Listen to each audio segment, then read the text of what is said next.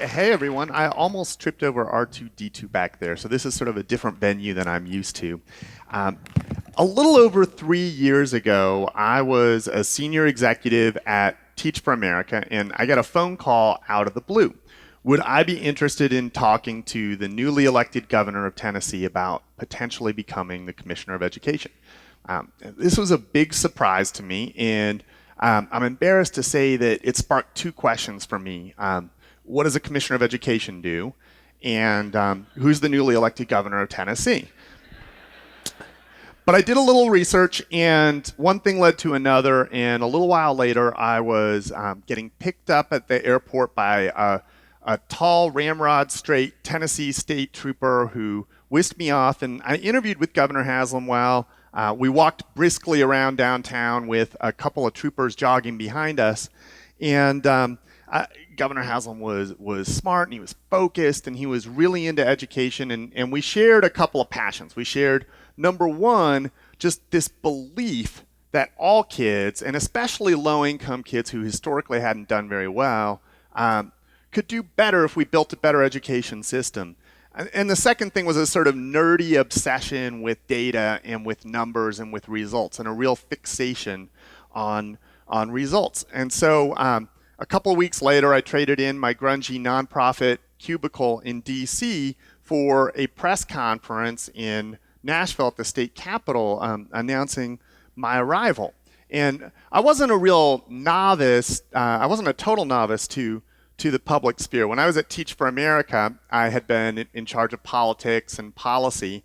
And so I dealt with Capitol Hill, and I dealt with the press, and I had a brief stint writing columns for the Washington Post. I wrote these weekly columns, and I would endure the abuse of the reader feedback in the anonymous comments sections. And I can sort of summarize the typical weekly comments. Boo, you stink, Huffman! And this was a pretty consistent thing. And the good thing was it really thickened my skin, which, as it turned out, was a critical prerequisite for this particular job. So I came in, and I was brought in to be a change agent. I was brought in, explicitly to try to change some of the things that had happened in education in the past. But the reality was I was a change agent, but a lot of change had already been promised, and a lot of change was already in motion by the time that I got here. So the previous year, under the previous governor, Tennessee had won the national Race to the Top competition. So the state, schools, the teachers union all came together and made these really big promises about all the things that we were going to do together, and got $500 million in return for those promises. And then the next year, Governor Haslam won in a landslide, and he had made a bunch of commitments in his campaign. So by the time I came in, I really felt like I was coming in to act on the things that everybody had already talked about and everybody had already agreed on.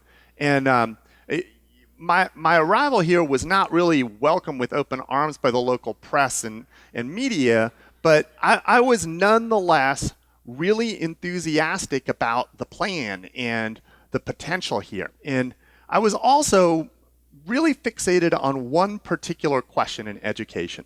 And the question was this: why is it that some teachers in some schools with the same resources and the same kids get really different results? So you can look at results in education, and you will see that typically low-income kids in low-income schools perform at a lower level. But it's not uniformly true. There are some teachers and some schools that are hitting it out of the park while their neighbors aren't. So what is it that they're doing, and how is it that we can do more of that work? So that was a huge fixation of mine. And I also had this fundamental belief, and it was optimistic, some might say in hindsight potentially naive, and this belief was that results trump all. That if you can deliver unassailable evidence that students are learning more and students are benefiting, that those results will carry the day. Now, the reality in Tennessee was that our results weren't very good. This was, in fact, really the premise of the Race to the Top application. The premise was, we're not doing well enough, we can do better. And so when I came in early 2011, this is where we were. Tennessee ranked 44th in the country in educational outcomes. We actually ranked a little bit lower in some areas. And I would talk about this as I went around the state, and it didn't make me particularly popular, I found. But sometimes people would say to me, well, we're 44th, but the reason we're 44th is because Tennessee's a really poor state. We have a lot of poor kids, and that's why we're 44th. But when you peeled back the data, you would look and you would say, well, but actually, even just among low-income kids, Tennessee's 43rd in the country in results. So it can't just be that, because we're actually not getting the job done with that group of kids either. And in fact, when you looked really closely, you discovered that low-income kids in Tennessee were a half grade level to a grade level behind low-income kids in Kentucky. So, I would ask the question, do we think that low-income kids in Kentucky are smarter than low-income kids in Tennessee? Of course not. So then it's got to be something inherent in the system that we've constructed. And the way that system plays out has real impact on kids and on their life prospects. By the time our kids got to high school, they would take the ACT. And 73% of our kids would say they want to go to college. But they take the ACT and only 15% of them were actually ready for college. That's a huge aspiration gap. And I know not everybody needs to go to college, but the reality is most of our kids want to. And shouldn't we be constructing a system that helps them pursue their dreams and their aspirations? So we set a pretty ambitious goal right out of the gate. And our goal was that we would be the fastest improving state in the country in education. We would grow faster than anyone else. And we built this off of the Race to the Top plan that had come before us, focused in on a bunch of different strategic areas, and put particular emphasis really on two things. So one was raising academic standards. And there was a bunch of work that had been done in Tennessee before I got here about raising academic standards, but we really dove right in to trying to get higher standards, and in particular, trying to train and support teachers and help them with the Common Core state standards in reading and math. And the basic gist of this is we believed and believe that our kids should be learning reading and math standards that are just as challenging, just as rigorous, and just as hard as the kids in Massachusetts or Maryland or Florida or some of the other states that are in front of us. Our kids should be doing work that is just as challenging. So we spent a lot of time and energy on that. The other thing we spent a lot of time and energy on was on evaluation and making sure that everybody was getting performance reviews and that the whole system was predicated on giving everybody feedback. Now that started with the State Department of Education, where it turned out that there were a number of people who just for years had not had performance reviews, hadn't gotten real feedback, but extended to the schools with principals and with teachers. So hard feedback conversations, but trying to help make things a little bit better, and then ultimately trying to differentiate what happened so that people who were high flyers didn't get treated exactly the same as people who were strugglers, because their needs were actually different. And as we traveled around the state, there were all of these really good signs. I visited all 136 school districts during my first year and a half here, and I would go to these places and I kept hearing the same thing. I kept hearing kids are learning more, instruction is getting better. And I would hear it whether people liked me, didn't like me, liked what we were doing, didn't like what we were doing. I remember I went down to a district in southeastern Tennessee, and there was a principal there who I walked around with, and I was asking him, how's teacher evaluation going? He said, it's hard. I'm in classrooms all the time. I'm giving lots of feedback, having uncomfortable conversations, and probably these are things that I should have said a few years ago to people, but I didn't, but I'm giving the feedback now. So here's the good news. The good news is our kids are learning more. Here's the bad news. People are really unhappy with me, and I had to start going to church in Alabama. So our people really took this on with vigor, and we were seeing the state test scores go up. So, we had these signs, but we were really waiting on one big interim benchmark. We were waiting on this National Assessment of Educational Progress that comes out every other year, and it's this test that's given to 4th and 8th graders. It's given all across the country. Everyone takes it, and it's the only real barometer that you get of how kids in Tennessee compare to kids everywhere else. And we were just sort of desperately hoping, given how hard people were working and given the pain, we were really hoping that we were going to see something. And so we waited, and when the results came out, this is what happened this fall. Tennessee kids had the most growth of any kids in America.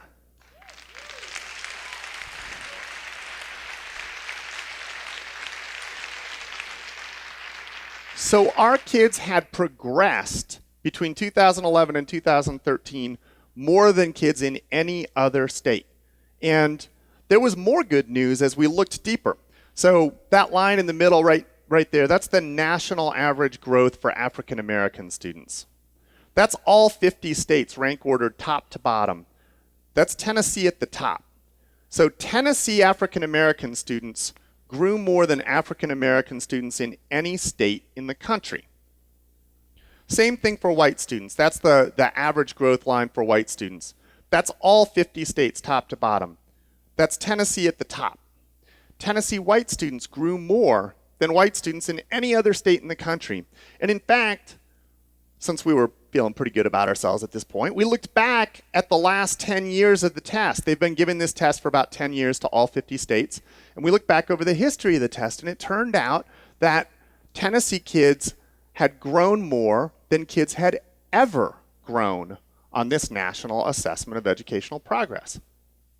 So needless to say, we were ecstatic. And the Thursday when the results came out, we had a big event, we had a big celebration, and the governor and I, we barnstormed around the state. We went to different schools. We even handed out slices of cake to people. It honestly felt like we had won the Super Bowl of education.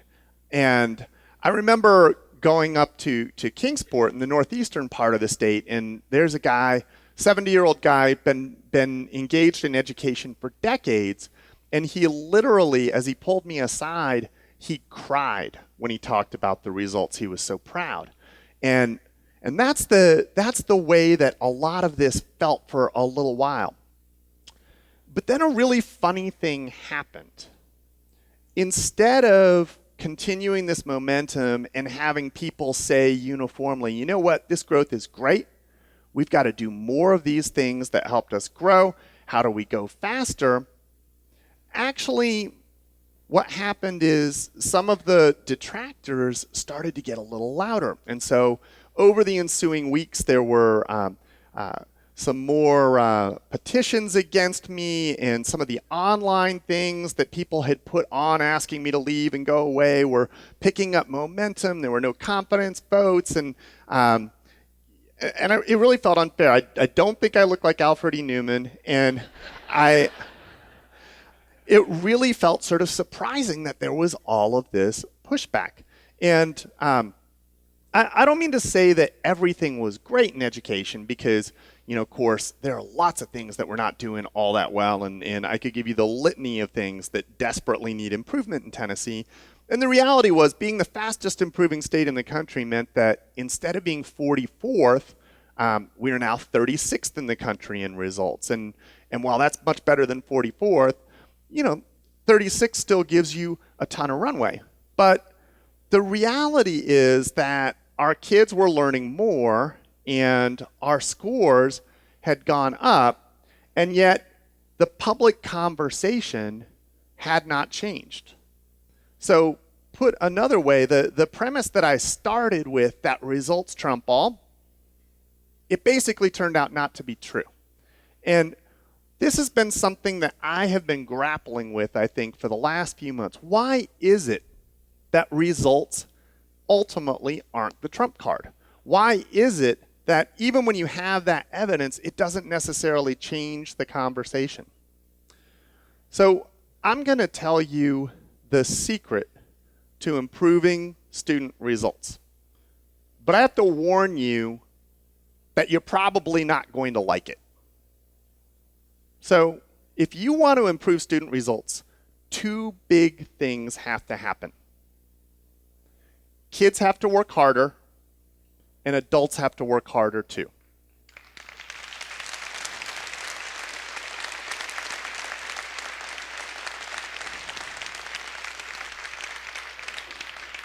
And in Tennessee, this is exactly what's happened. When you peel it back, actually the Tennessee story is that 1,800 schools supported 60,000 teachers to get 1 million kids to do more and harder work.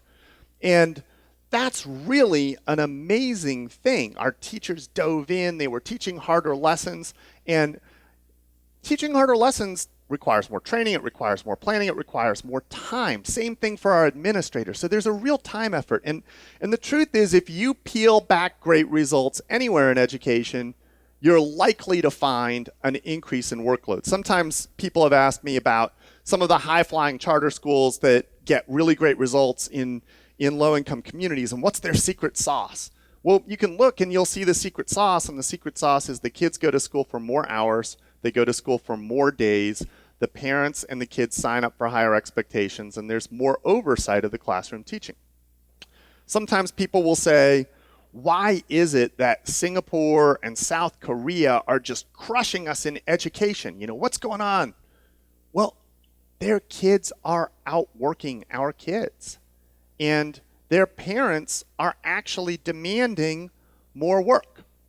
There's sort of a euphemism when people talk about results in other countries, and the euphemism is this: they value education more. You know, the folks value education more there. And I say it's a euphemism because it's not like people in South Korea are sort of sitting around their living room valuing education. Valuing education actually means that the kids and the adults who support them are taking on more work. Now, in Tennessee, the polling that I've seen would suggest that actually there generally is popular support for a lot of the things that have happened in education, but it's the quietest support you can possibly imagine. And it turns out that the sort of constituency for some of this stuff is, it's more like it's like a grudging constituency. It's like, yeah, I get it. I guess we got to support this. I think of it sort of like getting in shape. That's the best metaphor I can come up with. So it's March. Probably some of you are thinking, how am I going to get in shape for the summer? Well, you probably know the answer. You're going to have to eat less junk food, and you're going to have to work out. And that's really the only way. And people may try to give you some different ideas. You could try the cookie diet, or you know, you could try the 7-minute workout. But you know and I know that that's not going to work. And that ultimately you're going to have to eat less, and you're going to have to work out until it hurts. And then you're going to have to, from time to time, actually get on the scale and face the moment of truth. So we know this, but it doesn't mean we're enthusiastic about it. We're not jumping up and down about it. We know that it works, and we know that that's right, and we know it has to be done, but we're not really going to line up and fight for it. This is, I think, the challenge we face in education. It's like we're trying to build the Eat Your Vegetables coalition to go marching into battle, and it's really hard. I think that one of the things that we ultimately have to grapple with is this question of how do we build that coalition, and are we going to be able to build up the group of people who are going to stand up and advocate for more work and harder work and more accountability because it gets results? And I think this is an open question in Tennessee. I think it's an open question in the United States, actually. Because in other countries, they are actually making their choice right now. They're making their choice. And the choices that they make and that we ultimately make are going to have a profound impact on the world that our children live in and on the opportunities that our children ultimately have. So I'll close with a story. Trousdale County is one of our smallest, most rural school districts in Tennessee. And the superintendent there is a guy who was a former football coach. He won some state championships there. And he's basically approached reading and math with the same zeal that he approached football with. And if you listen to this guy talk about math, you'd want to put on your shoulder pads and go out and just pound Singapore. He's just the most inspiring guy, and he dove in Trousdale County and started doing a lot of the hard work, making sure that more homework was going home, raising the academic standards for what was being taught, making sure that there was real feedback happening all the time to people, having uncomfortable conversations. And it wasn't always popular, and in a small town that could be pretty hard. But the reality was that kids kept doing better. And last year, after yet another year of really excellent gains for their kids, he was reflecting on the journey, and he was reflecting on the work and all the effort and then the outcomes. And this is what he said. He said, you know what? The juice is worth the squeeze. The juice is worth the squeeze. Thank you.